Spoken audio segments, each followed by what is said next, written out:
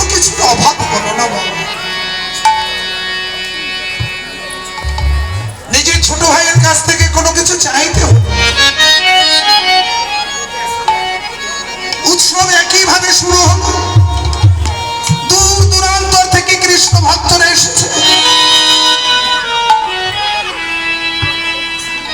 একইভাবে সেবা চলছে, সেবার কোনো কিছুর অভাব নেই। কিন্তু একটা অভাব, বড় ভাইয়ের হৃদয়টা এমন শূন্য হয়েছে, একটা অভাবের জন্য বড় ভাইয়ের প্রাণটা ডুকরে ডুকরে কাঁদতে। কি জানেন বাবা, যে ছোট ভাই প্রতিটা এই উৎসবের সময় দাদার অনুগত হয়ে দাদার পাশে পাশে থাকে,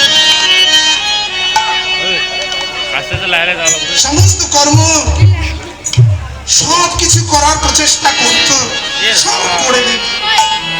সেই ছোট ভাই একটা বাড়ির জন্য দোতলার উপর থেকে একবারও নিচে নামলো না, তাকে নামতেও দেয়নি। বড় ভাইয়ের প্রাণটা বড় টুকরে টুকরে কাঁদতে লাগলো। এত ভক্ত এসেছে, অথচ ছোট ভাইয়ের জন্য প্রাণটা টুকরে টুকরে কাঁদছে। ভাইটাকে বড় ভালোবাসে।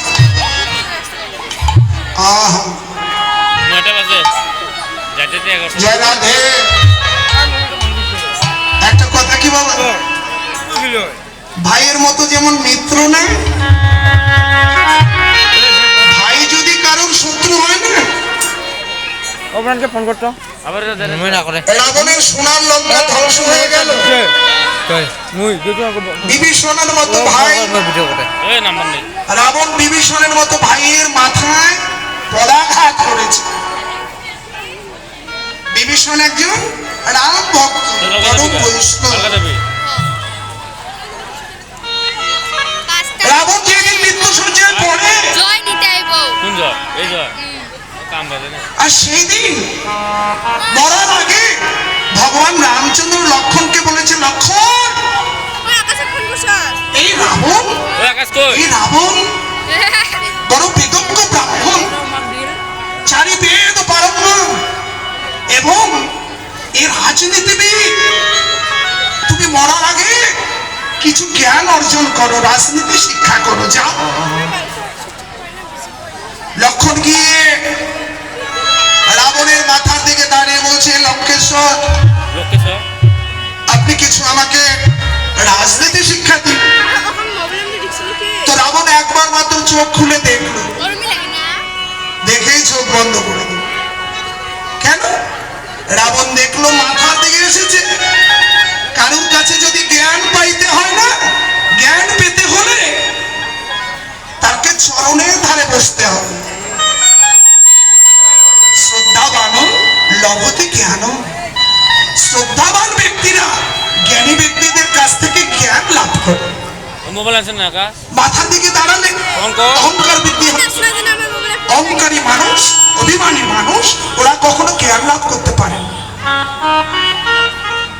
রাবণ তো কিছুই বলল না, প্রভু রামচন্দ্রের কাছে ফিরে এলো। প্রভু রামচন্দ্র বলছে, লক্ষণ আরে কিছু বললো? বলে না দাদা, আমাকে দেখে যা বন্ধ করে দিল। বলে তুই কোন দিকে দাঁড়িয়েছিস?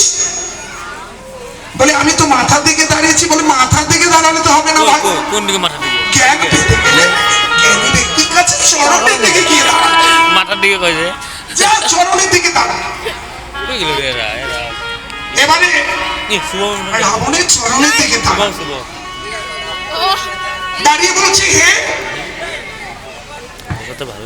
চাতুরঙ্গন ব্রাহ্মণ, চারি বেদ পারঙ্গম ব্রাহ্মণ, হে লঙ্কেশ্বর আপনি বড় রাজনীতিবিদ, পরম জ্ঞানী, আমাকে কিছু জ্ঞান দিন। এবারে রাবণ দেখলেন পায়ের দিকে দাঁড়িয়েছে হাত জোড়, তাকে জ্ঞান দিতে হবে। লক্ষণ জিজ্ঞেস করলো, হে লঙ্কেশ্বর, ত্রিভুবন বিজয়ী রাবণ, স্বর্গদত্ত পাতাল বিজয়ী দেবদত্ত, যজ্ঞরক্ষ, গন্ধর্ব সবাই আপনার নামে চলাচল করবে, আর অথচ আপনার পরাজয়